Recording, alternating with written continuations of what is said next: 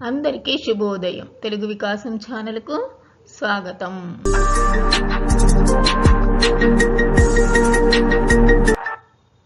ఇంతకుముందు మనము మూల ద్రావిడ భాషలో వర్ణాల వ్యాప్తిని గురించి తెలుసుకున్నాం కదా.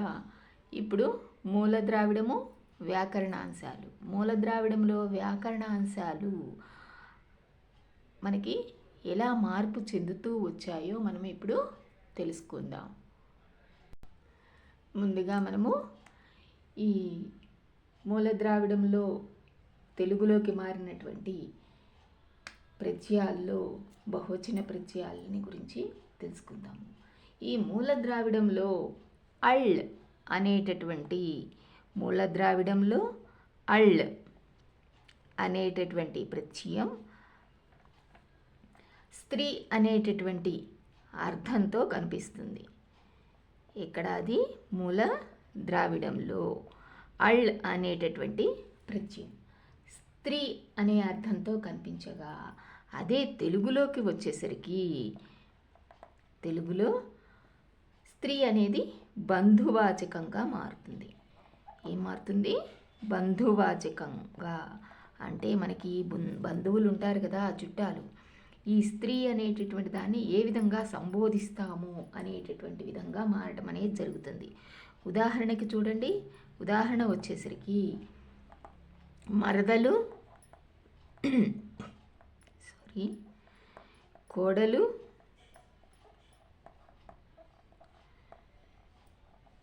చెల్లెలు, ఇలా అమ్మ, ఇలా మనకి బంధువాచకంగా ఈ అళ్ అనేటటువంటిది ఈ తెలుగులోకి వచ్చేసరికి బంధువాచకంగా మారటం అనేది జరుగుతుంది. కానీ మూల ద్రావిడంలో మాత్రం అళ్ ప్రత్యయం మనకి ఎలా కనిపిస్తుంది? స్త్రీవాచకంగానే కనిపిస్తుంది. స్త్రీ అనేటటువంటి దాంట్లోని అనే అర్థంతోనే కనిపిస్తుంది. కానీ ఇక్కడ ఏంటి? ఈ స్త్రీ అనేటటువంటి పదం ఏ పేర్లతో పిలుస్తాము అనేటటువంటి దానిగా మనకు తెలుగులో తెలియడం జరుగుతుంది. ఇక్కడ ఈ తెలుగులో లింగభేదము అంటే మనకి ఈ లింగభేదానికి వచ్చేసరికి స్త్రీలింగం, పుంలింగం, నపుంసకలింగం అనేటటువంటివి ఉన్నాయి కదా. ఇందులో ఏకవచనంలో వచ్చేసరికి ఇది మహద్వాచకము. మహత్ ఏకవచనంలో మహత్ అనేటటువంటిది వాడు అనేటటువంటిది చెప్పడం అనేది జరుగుతుంది. అలాగే ఏకవచనంలో అమహత్వాచకము అమహత్. ఈ అమహత్ ఏమవుతుంది? అది అనేటటువంటి అర్థంలో చెప్పడం జరుగుతుంది. అది అనేటటువంటి పదాన్ని ఉపయోగించడం జరుగుతుంది. ఇలా ఏకవచనంలో మహత్తు, అమహత్తు అనేవి ఉంటాయి. ఈ మహత్తు అంటే వాడు, అమహత్తు అంటే అది అనేటటువంటి పదాలని ఉపయోగిస్తాం. అలాగే బంధువాచకంలో చూడండి, ఈ బహువచనంలో వచ్చేసరికి ఈ బహువచనంలో మనుష్యవాచకాలు మనుష్యులకి సంబంధించినటువంటిది. అలాగే అమనుష్య వాచకాలు మనుషులు కానటువంటి వేరే వస్తువులకి సంబంధించింది. ఈ మనుషులకి సంబంధించినటువంటి వాటిలో వారు, వీరు అనేటటువంటిది. అమనుష్య వాచకాలకు వచ్చేసరికి అవి, ఇవి అనేటటువంటి పదాలని మనం ఉపయోగిస్తూ ఉంటాం. ఇలా మనము ఏకవచనంలో మహత్తు, అమహత్తు, బహువచనంలో మనుష్యవాచకాలు, అమనుష్య వాచకాలుగా చెప్పడం అనేది జరుగుతుంది. అలాగే దక్షిణ ద్రావిడంలో స్త్రీవాచకము ప్రత్యేకమైన అళ్. ఈ అళ్ అనేటటువంటిది దక్షిణ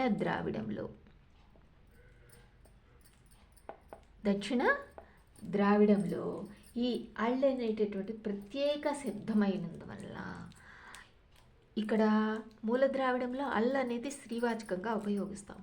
ఇక్కడ ఈ దక్షిణ ద్రావిడం వచ్చేసరికి అళ్ళని ప్రత్యేక ఒక శబ్దంలాగా దీన్ని వాడటం అనేది జరుగుతుంది. ఇది తెలుగు కుడుక్కు మాల్తోల్లో ఉన్న లింగభేదమే మూల ద్రావిడంలో. భాషలు చూడండి, తెలుగు కుడుక్ మాల్తో. ఈ భాషల్లో ఉన్నటువంటి లింగభేదమే మూల ద్రావిడంలో ఉండేది అని. ఇక్కడ ఈ తెలుగు కుడుక్కు మాల్తోల్లో ఉండేటటువంటి లింగభేదమే ఈ మూల ద్రావిడంలో ఉంది. కానీ ఈ దక్షిణ ద్రావిడంలో ఒక ప్రత్యేక శబ్దంగా ఉపయోగించటం అనేది జరుగుతుంది ఈ అళ్ళ అనేటటువంటిది. ఇక్కడ వచ్చేసరికి ఇలా ఉండేది అంటే ఈ మూల ద్రావిడంలో ఈ తెలుగు కుడుక్కు మాల్తోలు అనేటటువంటిది ఉన్నది, ఒక లింగభేదంతో ఉన్నది అనేటటువంటిది చెప్పినటువంటి వ్యక్తులు ఎవరు? కృష్ణమూర్తి,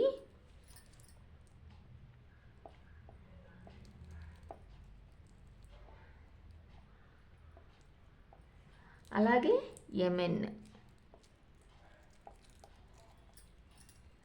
కృష్ణమూర్తి, ఎంఎన్ అనేటటువంటి పండితుల యొక్క అభిప్రాయం ఇది. ఏంటది? తెలుగు కుడుక్కు మాల్తోల్లో ఉన్న లింగభేదమే మూల ద్రావిడంలో కూడా ఉంది అని ఈ కృష్ణమూర్తి, ఎంఎన్ అనేటటువంటి పండితులు అభిప్రాయపడటం అనేది జరిగింది. కాబట్టి ఈ తెలుగు అనేటటువంటిది ఏంటి? మూల ద్రావిడ స్థితిని యథాతథంగా నిలుపుకుంది. మూల ద్రావిడ స్థితిని, మూల ద్రావిడంలో ఉండేటటువంటి పదాల యొక్క స్థితిని, కూర్పుని యథాతథంగా తెలుగులో నిలుపుకుంది అని మనం తెలుసుకోవచ్చు. అర్థమైంది కదా? ఇది ఒకటి.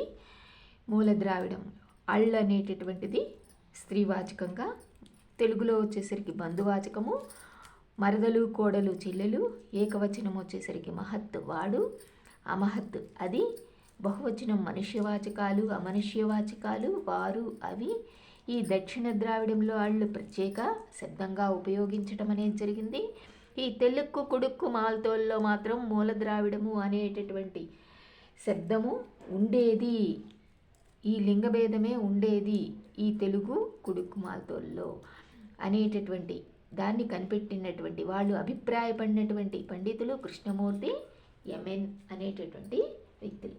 వీళ్ళు ఎప్పుడెప్పుడు అభిప్రాయపడ్డారు? వాళ్ళ అభిప్రాయాల్ని ఏ సంవత్సరము అంటే వీళ్ళు 1955లో ఎంఎన్, కృష్ణమూర్తి 1961లో తమ అభిప్రాయాన్ని తెలియచేయటం అనేది జరిగింది అని. అలాగే బహువచనాన్ని ఇంకొక దాన్ని గురించి తెలుసుకుందాం.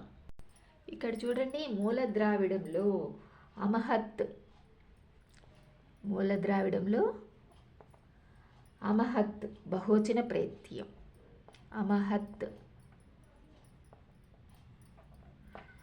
బహువచన ప్రత్యయం అనేటటువంటిది వైకల్పికమైనది. బహువచన ప్రత్యయము వైకల్పికంగా ఉంటుంది. అంటే రెండు విధాలుగా దీన్ని చెప్పటం అనేది జరుగుతుంది ఈ మూల ద్రావిడంలో అనేది. అదే తెలుగులోకి వచ్చేసరికి తెలుగులో నిత్యము, నిత్యంగా ఉండటం అనేది జరుగుతుంది. మూల ద్రావిడంలో వచ్చేసరికి బహువచన ప్రత్యయము వైకల్పికము అమహద్వాచకంలో, తెలుగులో మాత్రం నిత్యంగా ఉంటుంది అని. ఉదాహరణ చూడండి,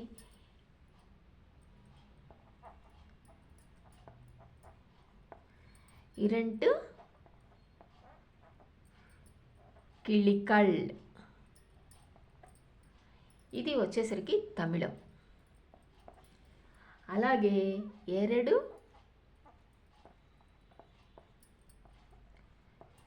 గిళిగళు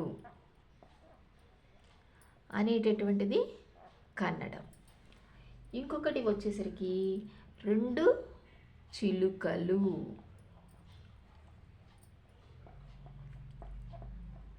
ఇది తెలుగు. ఇక్కడ చూడండి, ఇరంటు కిళికళ్, ఎరడు గిళిగళ్, రెండు చిలుకలు. ఇలా తమిళము, కన్నడము, తెలుగులు ఈ తెలుగులో వచ్చేసరికి లు అనేటటువంటిది బహువచన రూపం ఉంది. అది మనకి అలాగే ఉండటం అనేది జరుగుతుంది. ఏ భాషలో ఏ పదాన్ని మనం తీసుకున్నా కూడా బహువచన ప్రత్యయం లూగానే ఉంటుంది. కానీ చూడండి, ప్రాచీనాంధ్రంలో కొన్ని అమహత్ వాచకాలు, మహతి వాచకాలు. ఇక్కడ చూడండి, ప్రాచీనాంధ్రంలోకి వచ్చేసరికి మహత్ అమహతి వాచకాలు, మహతి వాచకాలు,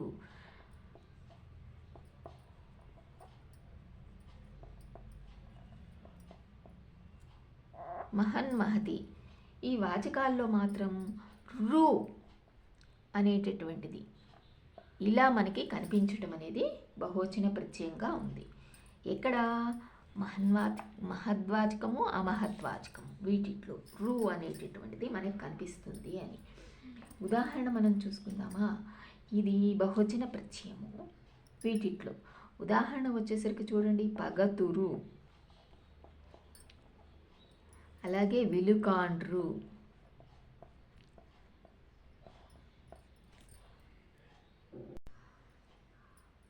కోడండ్రు, మీరు, వారు, అందరూ, కొందరు, ఎవరు. ఇలా పగతురు, విలుకాండ్రు, కోడండ్రు, మీరు, వారు, అందరూ, కొందరు, ఎవరు. ఇలా రు అనేటటువంటిది రేఫ ఉంది, సెకట రేఫ రెండు అనేటటువంటివి వీటిలో రావడం అనేది జరిగింది. కానీ చూడండి, వ్యవహారిక భాషలో వచ్చేసరికి ఇక్కడ వ్యవహారికంలో వచ్చేసరికి మనకి భాషలో ఈ సంఖ్యావాచకాలు ఉన్నాయి కదా, ఇవి ఇద్దరు, ముగ్గురు, నలుగురు ఇలా మనకి రూల్ అనేటటువంటిది రావటం అనేది జరుగుతుంది. ఈ సంఖ్యావాచకాల్లో మాత్రమే ఇది రావటం అనేది జరుగుతుంది అని. ఇలా అర్థమైంది కదా ఇంతవరకు? మూల ద్రావిడంలో అమహత్ బహువచనం వైకల్పికంగా ఉంటుంది. తెలుగులో నిత్యము, ఇరంటు కిళికలు, ఎరడు గిళిగలు, రెండు చిలుకలు. తమిళము, కన్నడము, తెలుగు. ప్రాచీనాంధ్రంలో మాత్రం మహతి వాచకాలు రు అనేటటువంటిది రేఫా, సెకట రేఫాలతో మనకి కనిపించడం అనేది జరుగుతుంది. వ్యవహారికం వచ్చేసరికి సంఖ్యావాచకాలు రు, ఇద్దరు అనేటటువంటిదే, ఇద్దరు, ముగ్గురు అనేటటువంటిది మనకి కనిపించడం జరుగుతుంది. ఇక్కడ చూడండి, తుళు, కొలామి, నాయకి, పర్జీ, గదబ ఈ భాషల్లో వచ్చేసరికి మనకి కళ్ళ్ బహువచన రూపం, ఇళ్ళు అనేటటువంటివి మనకి రెండు ప్రత్యయాలు మనకి కనిపించడం అనేది జరుగుతుంది.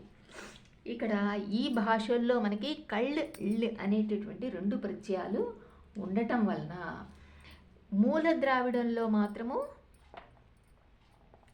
కొన్నింటిలో కళ్ళు వస్తే, కళ్ అనేటటువంటి పదం వస్తే, మరికొన్నింటిలో ఇళ్ అనేటటువంటిది రావటం అనేది జరుగుతుంది అని చెప్పడం. ఇక్కడ ఈ భాషల్లో కళ్, ఇళ్ అనేటటువంటివి రెండు వచ్చాయి. కానీ మూల ద్రావిడంలో వచ్చేసరికి కొన్ని పదాల్లో కళ్ళు వస్తుంది, కొన్నిట్లో ఇళ్ అనేటటువంటిది ఉంటుంది అని చెప్పడం అనేది జరుగుతుంది. ఇక్కడ ఉదాహరణకి చూడండి, మనకి ఉదాహరణ ఏనుగులు ఇది తెలుగు పదం. ఇక్కడ వచ్చేసరికి యా, నై, కళ్, యానై కళ్ ఇది తమిళ పదం. ఆనగలు ఇది కన్నడ పదం. ఇక్కడ మనకి బహువచనం లు, కళ్ళు, గళ్ళు. అలాగే ఎలుకలు అనేటటువంటి చూడండి, ఏలుకలు. ఇక్కడ వచ్చేసరికి ఎలికల్,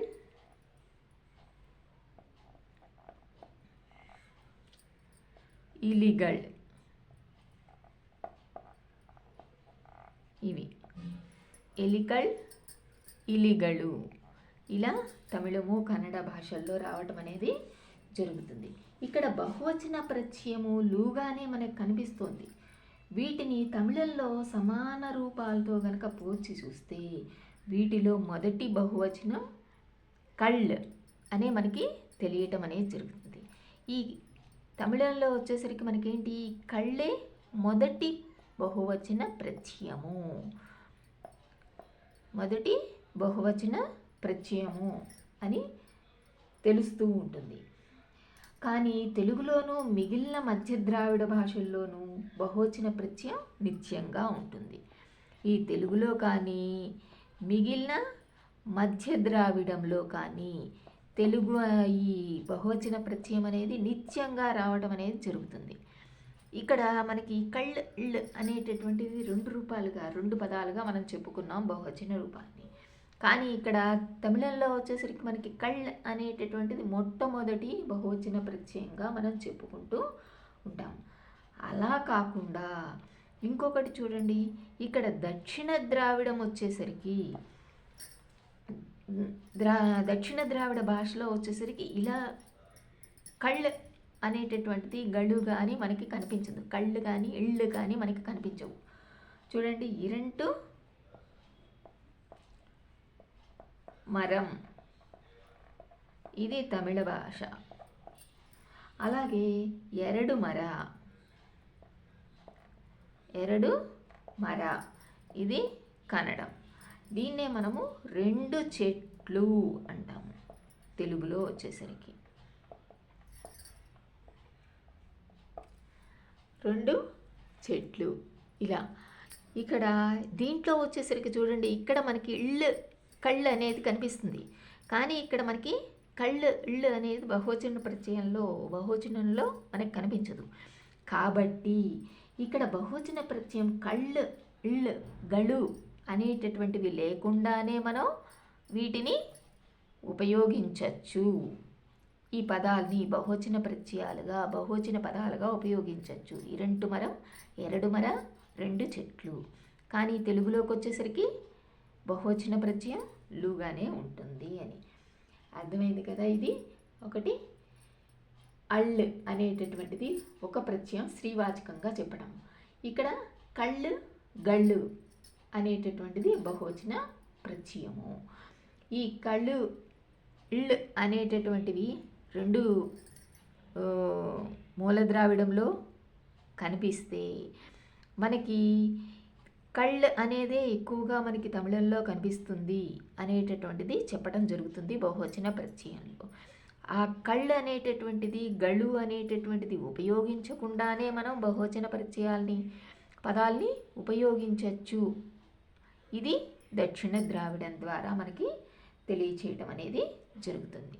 తెలుగులో మాత్రం ఒకటే బహువచన ప్రత్యయము నిత్యంగా రావటం అనేది జరుగుతుంది. తర్వాత అందుకనే మనం దక్షిణ ద్రావిడం ఉత్తర ద్రావిడ బహువచన ప్రత్యయాలు వైకల్పికము. ఇక్కడ దక్షిణ ద్రావిడం కానీ ఉత్తర ద్రావిడంలో ఉన్నటువంటి బహువచన ప్రత్యయాలు ఎలా ఉంటాయి, వైకల్పికంగా వస్తాయి అని. వైకల్పికం.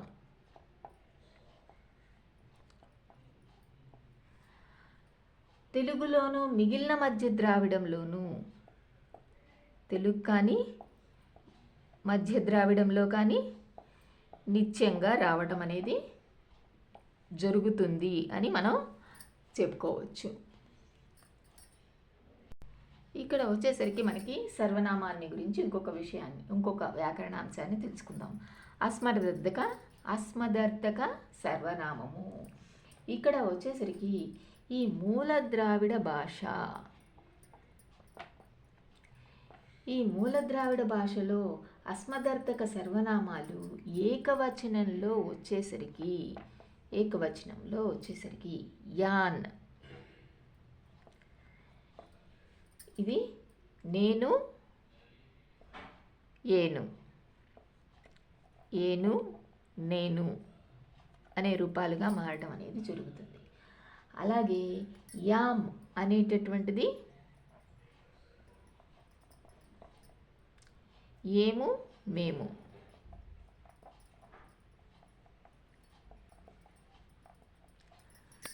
ఏము మేము. ఇక్కడ అస్మదర్థక సర్వనామాల్లో ఈ ఏను నేను అనేటటువంటిది యాన్ అనేటటువంటి మూలద్రావిడం నుంచి మనకి వచ్చింది. అలాగే ఏము మేము అనేటటువంటిది యామ్ అనేటటువంటి మూలద్రావిడం నుంచి రావటం అనేది జరిగింది అని. ఇక్కడ మూలద్రావిడంలో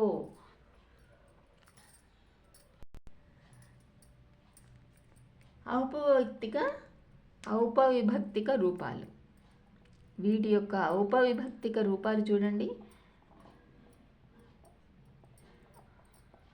జాగ్రత్తగా గమనిస్తూ వింటే జాగ్రత్తగా వింటే కనుక ఇవి అర్థమవుతాయి.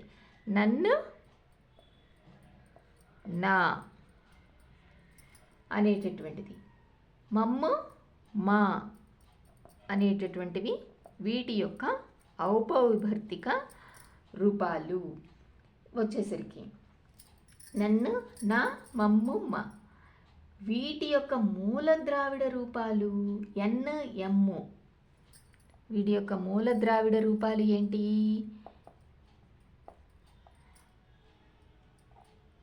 ఎన్ ఎమ్ము. ఇంకొక డౌట్ వచ్చి ఉండొచ్చు, మీకు రావాలి.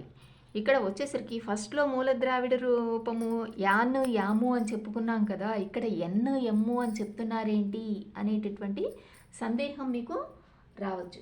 ఇక్కడ వచ్చేసరికి ఎన్ ఎమ్ము అనేటటువంటివి ఏమైనాయి? పదాదిలో ఎకారం ఉంది కదా, ఈ ఎకారం యొక్క దీర్ఘ ఆకారముగానే ఇది ఉండటం అనేది జరుగుతుంది. దేంట్లోనైనా సరే కూడా ఇది దీర్ఘమైనటువంటి ఆకారంగానే అచ్చుగానే మనకి ఉండదు, అదే ఉంటుంది, ఇంకా వేరే అచ్చు ఏది మనకి కనిపించదు. కానీ ఏంటి, సర్వనామాల తర్వాత అజాది విభక్తి చేరటం వలన ధాతువు యొక్క అచ్చు హ్రస్వం అవ్వటం వలన ఏర్పడినటువంటిది ఈ ఎన్ ఎమ్ము. అజాది రూపాలు ఉండటం వలన, అజాది విభక్తులు దీని పక్కన చేరటం వలన ఈ ధాతువు యొక్క దీర్ఘానుకున్నటువంటి అచ్చు కాస్త హ్రస్వమయ్యి ఎన్ ఎమ్ములుగా మారటం అనేది జరిగింది అని. ఈ లోపం అనేది లోపించింది, దీర్ఘం అనేది లోపించింది అని.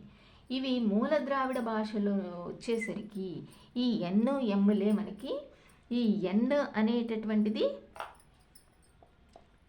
చూడండి అన్, ఎం అనేటటువంటిది అమ్ అనేటటువంటి పదాలుగా రూపాలుగా మనకి మారాయి. మళ్ళీ మూల ద్రావిడ భాషలోకి వచ్చేసరికి ఎకారం లోపించి, ఈ ఎకారం లోపించటం అనేది అంటే చూడండి, ఈ ప్లస్ ఆ కదా, యా అంటే యాలో ఉన్నటువంటి హల్లులో ఉన్నటువంటి అచ్చు, ఈ యా హల్లు లోపించి అన్ అనేటటువంటిది మిగిలింది అని. ఇక్కడ ఈ ఎకారం లోపించటం అనేది జరిగింది. మొదట ఏమైంది, యానులో ఉన్నటువంటి దీర్ఘం లోపించింది, దీర్ఘం పోయి ఎన్ అయింది. తర్వాత ఎకారం లోపించి అన్నుగా మారటం అనేది జరిగింది. అన్ను అమ్ము అనేటటువంటిది ఈ ఎన్ ఎమ్ము అనేటటువంటి రూపాల నుంచి రావటం అనేది మారింది. ఇక్కడ వచ్చేసరికి చూడండి, ఏను మేము.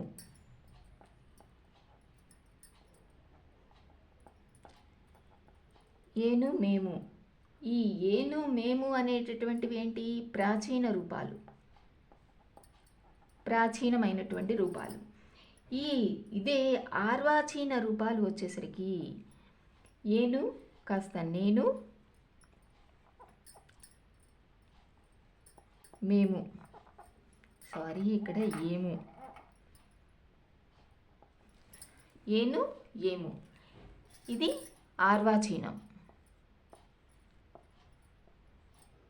ఆర్వాచీన రూపాలని మనకి తులనాత్మక వ్యాకరణం దృష్ట్యా చూస్తే మనకి నన్నయ భారతంలో నన్నయ రాసినటువంటి వ్యాకరణం ద్వారా ఈ నన్నయ భారతం వలన ఈ పదాలు మనకి కనిపించటం అనేది జరుగుతుంది. ఏను ఏము అనేటటువంటిది ఈ నన్నయ భారతంలో ఈ ఏను అనేటటువంటిది 4 చోట్ల ఉపయోగిస్తే ఏము అనేటటువంటిది 6 చోట్ల ఉపయోగించటం అనేది జరిగింది. అది నన్నయ్య భారతంలో మనకి ఉపయోగించినటువంటిది. ఇది ఇక్కడ నేను మేము అనేది ఆర్వాచీన రూపాలని తులనాత్మక వ్యాకరణం ద్వారా నన్నయ్య భారతం వలన ఈ ఏను ఏము అనేటటువంటివి, ఏను అనేది 4 చోట్ల భారతంలో, ఏము అనేటటువంటిది 6 చోట్ల ఈ నన్నయ్య గారు ఉపయోగించారు అనేటటువంటిది మనకి భారతం ద్వారా తెలుస్తుంది. అలాగే నన్నచోడు కుమార సంభవం, నన్నచోడు రాసినటువంటి కుమార సంభవం, ఈ కుమార సంభవంలో వచ్చేసరికి ఈ ఏను ఏము అనేటటువంటి పదాలే, ఏను అనేటటువంటిది చాలా చోట్ల ఈయన ఉపయోగించడం అనేది జరిగింది. ఏను అనేది చాలా చోట్ల ఉపయోగించాడు. ఏము అనేటటువంటిది వచ్చేసరికి 4 చోట్ల మాత్రమే.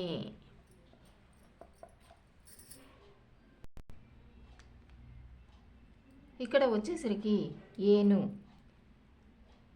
మనకి ఏను ఏము ఆర్వాచీన రూపాలు కదా. భారతంలోకి వచ్చేసరికి ఈ ఏను ఏము అనేటటువంటిది ఇక్కడ భారతంలో వచ్చేసరికి నన్నయ్య గారు వీటిని ఉపయోగించినటువంటివి చాలా తక్కువ అని ఇంకొకసారి గమనించండి. వీటిని ఇందాక ఏను ఏము అనేటటువంటి వాటిగా చెప్పడం అనేది జరిగింది.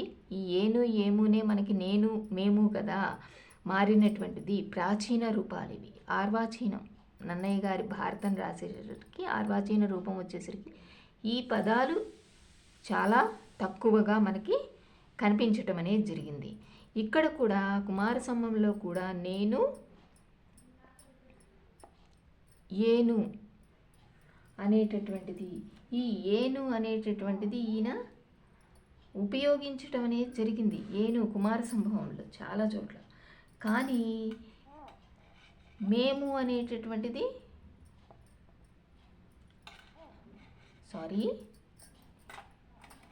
నేను అనేటటువంటిది 4 చోట్ల మాత్రమే ఉపయోగించాడు అని.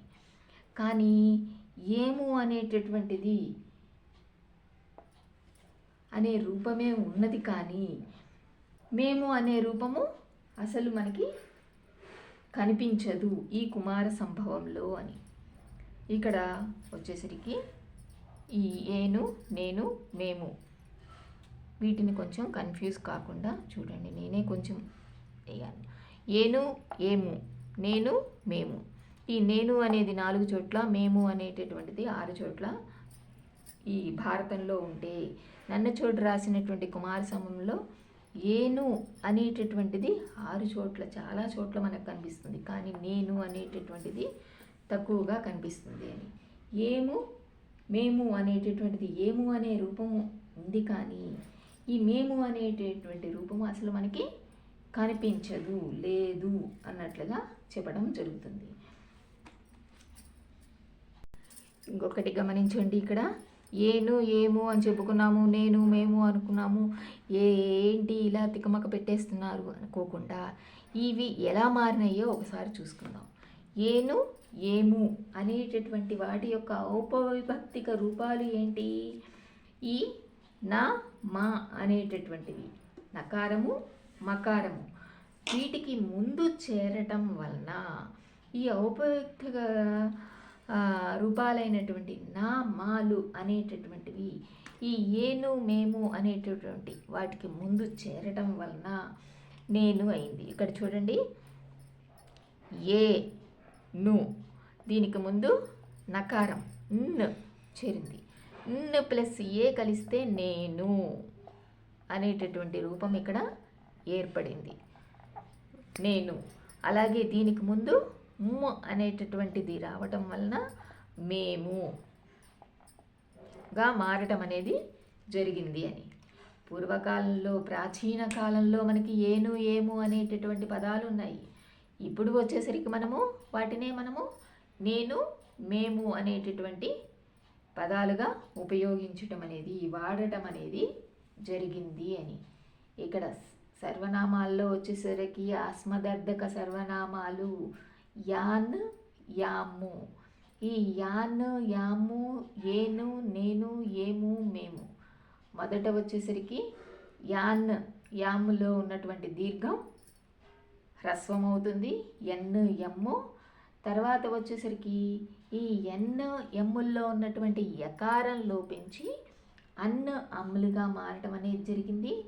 తర్వాత ఈ ఏను, ఏము అనేటటువంటి రూపాలు నేను, మేము అనేటటువంటిగా మారటం అనేది ఇక్కడ నా, మాల యొక్క నకారము, మకారము అవి వాటికి ముందు చేరటం వలన ఈ నేను, మేము అనేటటువంటి రూపాలు ఏర్పడటం అనేది జరిగింది.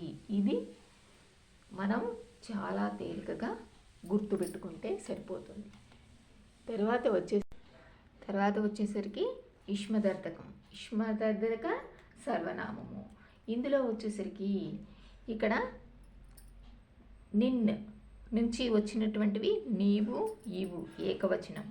ఇక్కడ మూల ద్రావిడంలో నకార రూపం ఉండగా తెలుగులో నకారం లోపించి రూపం ఏర్పడటం అనేది జరుగుతుంది. ఈ మూల ద్రావిడంలో మాత్రం నకారం అనేది ఉంటుంది. తెలుగులో నకారం లోపించి ఉండటం అనేది జరిగింది అని. ఇక్కడ నీవు, ఈవు అనేటటువంటిది నిన్ అనేటటువంటి దాని నుంచి వచ్చింది అని.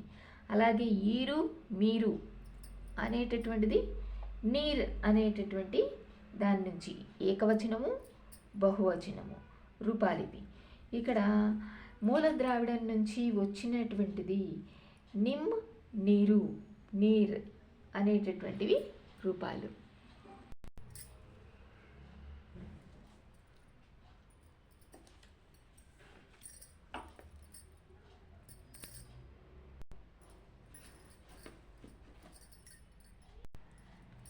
ఇంతవరకు నీవు, ఈవుని గురించి తెలుసుకున్నాము. ఈవు అనేటటువంటిది నీవుగా ఎలా మారింది అని. తర్వాత వచ్చేసరికి నీర్. ఈ నీర్ అనేటటువంటిది ఈరు.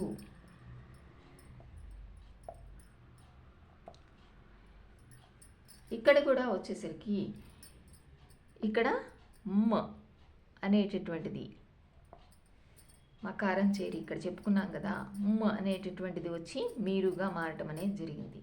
నిన్ను వచ్చేసరి నీవుగా మారటం అనేది జరిగింది. ఇది నకారం. ఇందులో ఉన్నటువంటి నకారంలో మనకి రావటం అనేది జరిగింది. న్ అనేటటువంటిది నకారము, మకారము, ఏకవచనము, బహువచనము. ఏకవచనంలో నకారము, బహువచనంలో మకారము వచ్చేసి న్, మ అనేటటువంటివి వచ్చి నీరు, మీరు, నీవు, మీరు అనేటటువంటి రూపాలు ఏర్పడ్డాయి అని. అర్థమైందా? జాగ్రత్తగా ఒకసారి చూడండి. ఏకవచనము, బహువచనము, మూల ద్రావిడం. నిన్ను ఏకవచనము, నీవు, ఈవు. బహువచనం వచ్చేసరికి నీరు, నీ, మీరు, ఈరు. ఇక్కడ వచ్చేసరికి ఇన్ అనేటటువంటిది నకారము, మకారము. నకారము ఏకవచనంలో వచ్చి న్ ప్లస్ ఈవు కలిసి నీవు. అలాగే మకారం వచ్చి ఇక్కడ న్ ప్లస్ ఈరు, నీరు, ఈరు, మీరు. మకారం వచ్చేసరికి మ్ ప్లస్ ఈరు, మీరు అనేటటువంటి రూపము ఇక్కడ ఏర్పడటం అనేది జరిగింది అని. ఇలా వచ్చేసరికి ఇష్మదర్థకము నీవు, మీరు అనేటటువంటి రూపాలు ఏర్పడ్డాయి. ఇక్కడ చూడండి మహదేక వచనం సర్వనామం.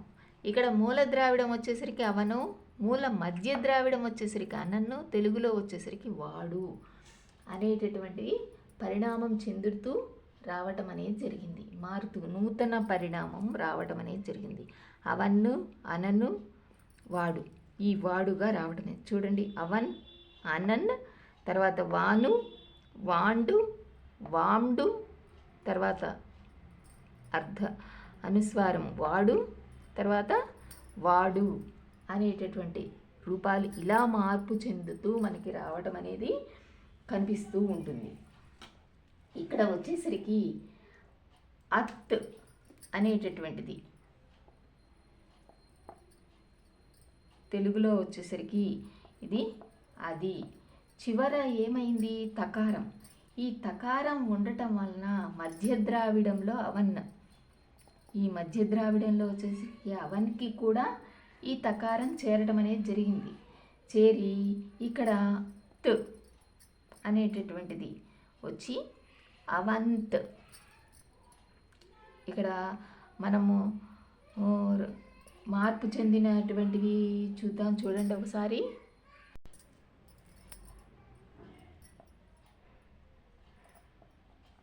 తకారం వస్తే అవంత్ అనేటటువంటిది రావాలి, ఈ తకారం వచ్చి. కానీ ఏమవుతుంది అక్కడ? తహాకి బదులుగా ఈ దంతమూల్యమైనటువంటి తకారం తర్వాత మనకి ఈ తకారం కాస్త రకారంగా మారడం అనేది జరుగుతుంది. అవన్ర్ ఇలా మార్పు చెందుతూ వచ్చింది. ఇక్కడ ఈ పరిణామము అనేటటువంటిది తెలుగులో ఇతర మధ్య భాషల్లో కూడా మనకి జరిగింది. కాబట్టి తెలుగు మధ్య భాష అని, మధ్య ద్రావిడ భాష అని మనకి నిర్ణయించడానికి ఇది ఒక ముఖ్య ఆధారంగా చెప్పుకోవచ్చు అని. ఇక్కడ తకారం అనేటటువంటిది మార్పు చెందుతూ దంతమూల్యమైన తకారము తర్వాత దంతమూల్యమైన రకారంగా మారి అవన్ అనేటటువంటిది మార్పు చెందింది. కాబట్టి ఇది ఒక మధ్య ద్రావిడ భాష అని నిర్ణయించడానికి వీలవుతుంది. కానీ చూడండి, మూల ద్రావిడంలో అవన్, అనన్, వాడు అనేటటువంటిది జాగ్రత్తగా గుర్తుపెట్టుకోండి. మహదేక వచనము. ఇక్కడ ప్రేరణ క్రియలు. ప్రేరణ క్రియలు వచ్చేసరికి చూపు, ఇంచు అనేటటువంటి వాటిని మూడింటిని మనం ప్రేరణ క్రియలుగా తెలుగులో చెప్పుకోవచ్చు. ఇది తెలుగులో మనకి చెప్పటం జరుగుతుంది. కానీ మూల ద్రావిడంలో వచ్చేసరికి అద్విరుక్తం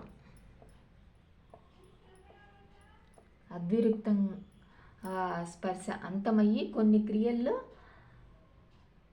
అద్విరుక్త స్థానంలో ద్విరుక్తం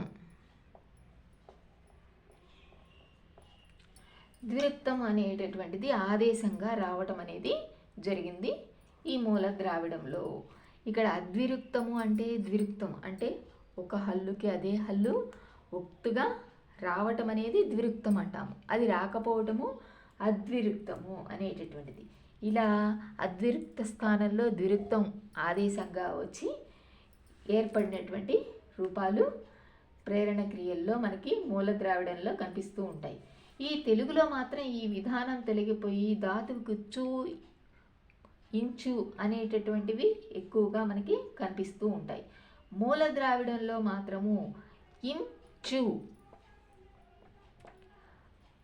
అనేటటువంటివి రెండు వేరువేరుగా మనకి కనిపించటం అనేది జరుగుతుంది. వేరువేరు రూపాలు కాగా తెలుగులో మాత్రం రెండు కలిసినటువంటి రూపాలు మనకి కనిపిస్తూ ఉంటాయి.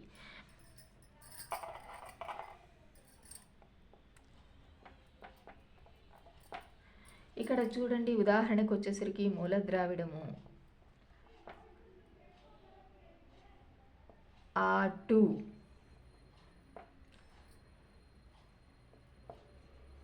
ఆటు, ఆడించు అనేటటువంటిది తెలుగు. ఆటు అంటే ఆడు అని, ఆడు అని.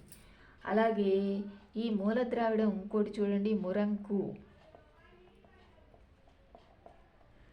మురక్కు, విరుచు. ఇక్కడ ఇంచు, చు అనేటటువంటివి మనకి రావటం అనేది జరిగింది ఎక్కువగా.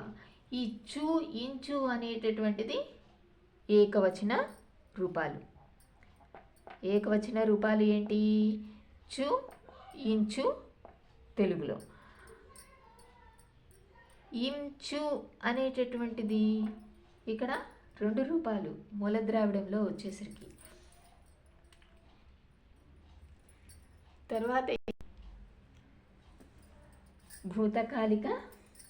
భూతకాల ప్రత్యయం.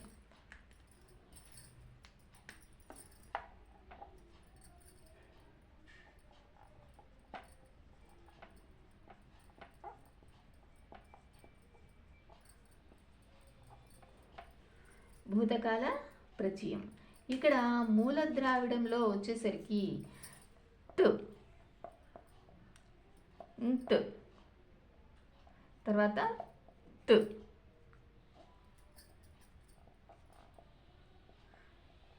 ఈ ఇన్ లేకపోతే ఇక, ఇవి అన్నమాట. త్. ఈ 4 రూపాలు భూతకాలిక ప్రత్యయాలు అని మనం చెప్పుకోవచ్చు.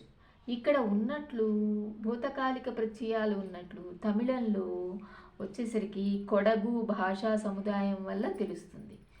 ఈ 4 ఉన్నాయి భూతకాలిక ప్రత్యయాలు అనేటటువంటి దేని ద్వారా తెలుస్తోంది?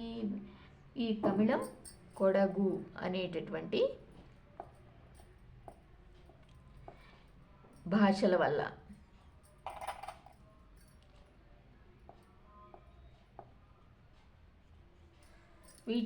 వీటి భాషా సముదాయం వల్ల మనకి ఇవి ఉన్నాయి అని తెలుస్తోంది. ఈ తెలుగులో వచ్చేసరికి 4 ప్రత్యయాలు కలిసి ఇతి అనేటటువంటి రూపం ఏర్పడింది అని. ఇక్కడ 4 రూపాలు ఉన్నాయి మనం చెప్పుకున్నాము. ఈ తెలుగులో వచ్చేసరికి ఏమవుతుంది? ఇవన్నీ మనకి ఏంటి? మూల ద్రావిడంలో ఉన్నటువంటివి రూపాలు. ఇవన్నీ కూడా మూల ద్రావిడంలో ఉన్న రూపాలు. కానీ తెలుగులో వచ్చేసరికి ఇతి అనేటటువంటి రూపం ఏర్పడింది అని. ఉదాహరణకు చూడండి, వచ్చి తిని, పాడి తిని. ఇక్కడ భూతకాలికము అంటే ఏంటి? అయిపోయినటువంటి క్రియని తెలియచేసేటటువంటిది. వచ్చి తిని, పాడి తిని, తింటిని, ఇలా అనేటటువంటి టీ అనేటటువంటి ఇతికి సమానంగా టీ ప్రత్యయం ధాతువు నకారంతో అంతమవుతున్నప్పుడు వస్తుంది. ఈ ఇతికి సమానంగా టీ అనేటటువంటిది టీకి టీ కూడా రావటం అనేది జరుగుతుంది. అది ఉదాహరణకి చూడండి, తింటిని, వింటిని, కొంటిని, ఇట్లాంటి రూపాలు.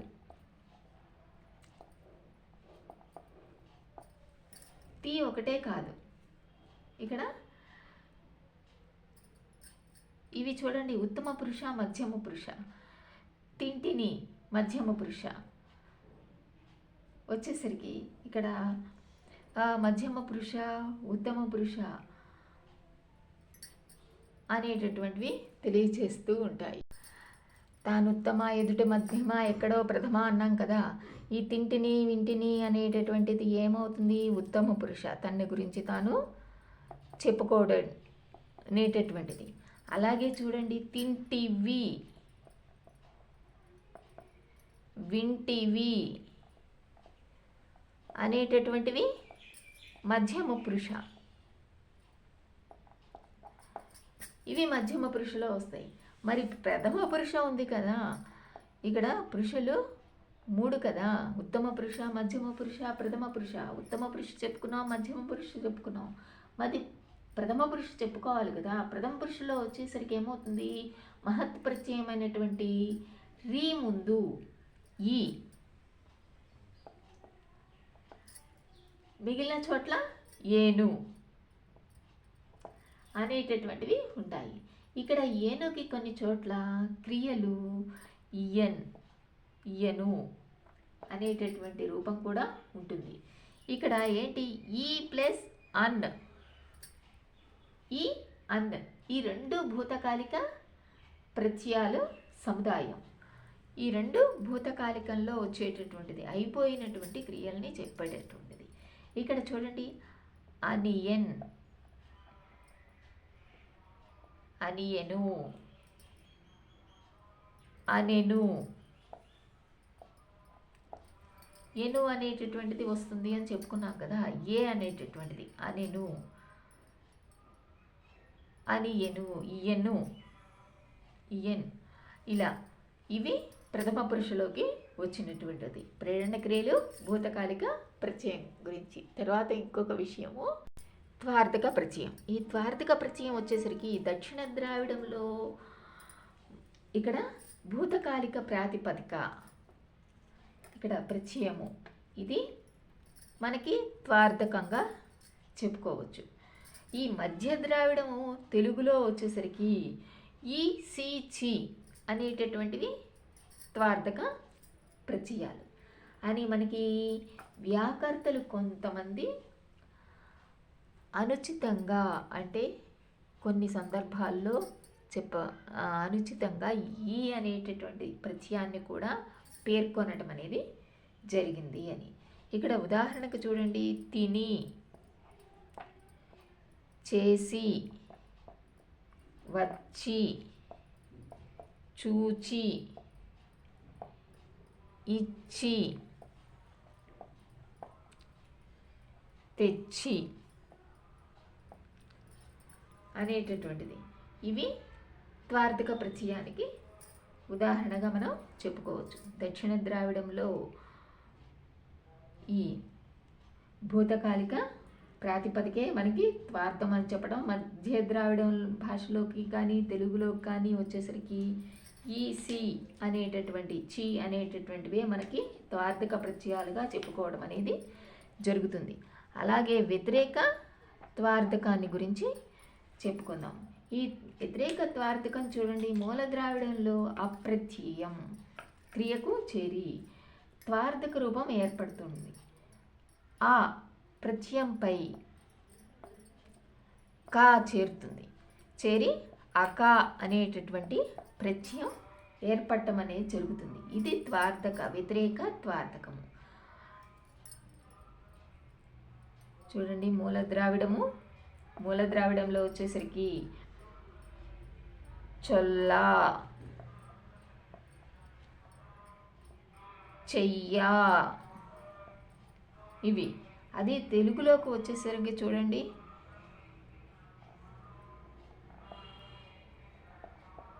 ప్లస్ అక చెప్పక, చేయ ప్లస్ అక చేయక, చూడక, రాక, ఇయ్యక, తినక, ఇలాంటివన్నీ కూడా వ్యతిరేక త్వార్థకానికి, అంటే వ్యతిరేకంగా చెప్పేటటువంటిది. వచ్చి, వెళ్ళి అనేటటువంటిది త్వార్థక ప్రత్యయం అయితే, వ్యతిరేకమేంటి, చూడక, వెళ్ళక, అకా ప్రత్యయం అనేది చేరడం అనేది జరుగుతుంది. తర్వాత ఇంకోటి చూడండి, వ్యతిరేక ధాతుజ విశేషణం. ఇక్కడ మూల ద్రావిడంలో వ్యతిరేక ధాతుజ విశేషణం వ్యతిరేక ప్రత్యయం అయిన మూల ద్రావిడంలో వచ్చేసరికి వ్యతిరేక ధాతుజ విశేషణం వ్యతిరేక ప్రత్యయమైనటువంటి ఆ చేరటం వలన ఏర్పడుతుంది అని. తెలుగులో వచ్చేసరికి అని, తెలుగులో అని అనేటటువంటి చేరటం వలన ఏర్పడుతుంది. ఇక్కడ చూడండి, ఆ అనేటటువంటిది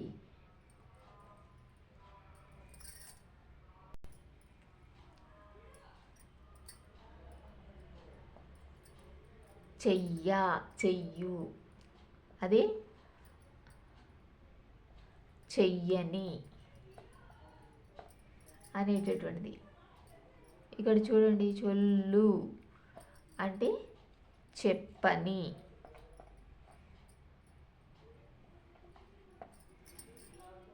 ఇలా మనకి రూపాలు అని అనేటటువంటిది తెలుగులోకి రావటం అనేది జరుగుతుంది. మూల ద్రావిడంలో చెయ్యా అలా అనేటటువంటిది రావటం జరుగుతుంది. ఇక్కడ ఆకారము ఆకారం చెప్పుకున్నాం కదా.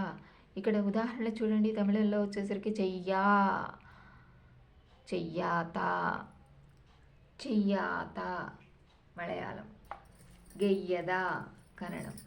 ఇలా రావటం అనేది, ఆకారం రావటం అనేది మనకి కనిపిస్తూ ఉంటుంది.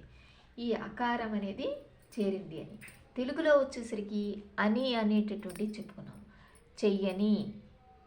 ఇక్కడ దక్షిణ ద్రావిడ రూపాలు తెలుగు రూపాన్ని పోలిస్తే కనుక వీటిలో అకారం వ్యతిరేక ప్రత్యయమని, దాని తర్వాత వచ్చినటువంటి నకారం ఏమవుతుంది, భూత ప్రత్యయమని, భూతకాలిక ప్రత్యయమని మనకి తెలుస్తూ ఉంటుంది. చెయ్య చూడండి, ఇక్కడ వ్యతిరేకం చెయ్య. నీ కలిపితే ఏమవుతుంది, నకారం కలిపితే చెయ్యని అనేటటువంటిది మనకి వస్తుంది. ఇలా భూతకాలిక ప్రత్యయం అక్కడ అయిపోయినటువంటి క్రియని మనకి తెలియచేస్తూ ఉంటుంది. ఇది వ్యతిరేక ధాతుక విశేషణం. ఇక్కడ వచ్చేసరికి చేదర్థకము. చేదర్థకము వచ్చేసరికి తెలుగులో మనకి క్రియకి ఇనన్, ఏంటది, ఇనన్ అనేటటువంటిది చేర్చటం వల్ల మనకి చేతార్థకం అనేది ఏర్పడుతుంది అని. ఇందులో ఇన్ అనేటటువంటిది ఏంటి, భూత ప్రత్యయం, భూతకాలిక ప్రత్యయం ఇన్ అనేటటువంటిది. అన్ అనేటటువంటిది చేతార్థకం, చేతార్థక ప్రత్యయం. ఇక్కడ మనకి చూడండి వేరే భాష తమిళంలో వచ్చేసరికి ఇన్ స్పర్శంతో అంతమయ్యే క్రియల్ని భూత ప్రత్యయము అని చెప్పడం అనేది జరుగుతుంది. ఇక్కడ తెలుగులో వచ్చేసరికి ఇది త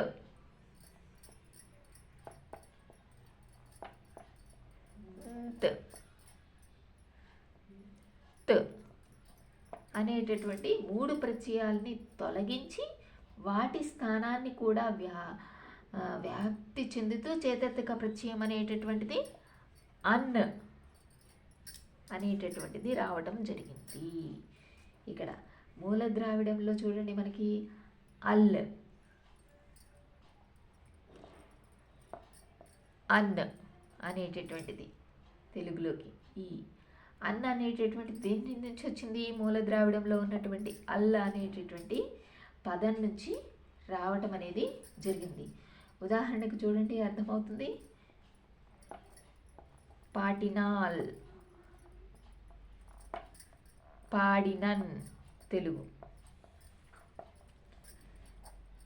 ఇది తమిళం. నంపినాల్,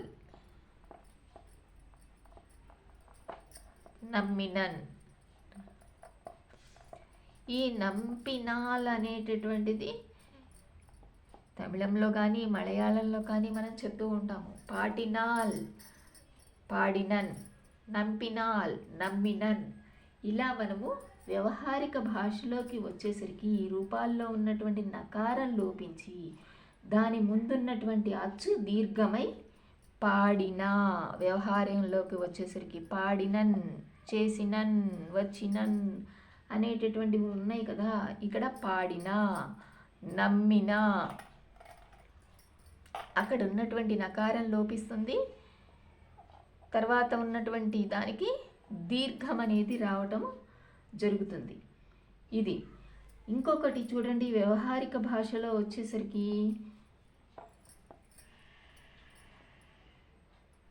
ఈ తే, తే,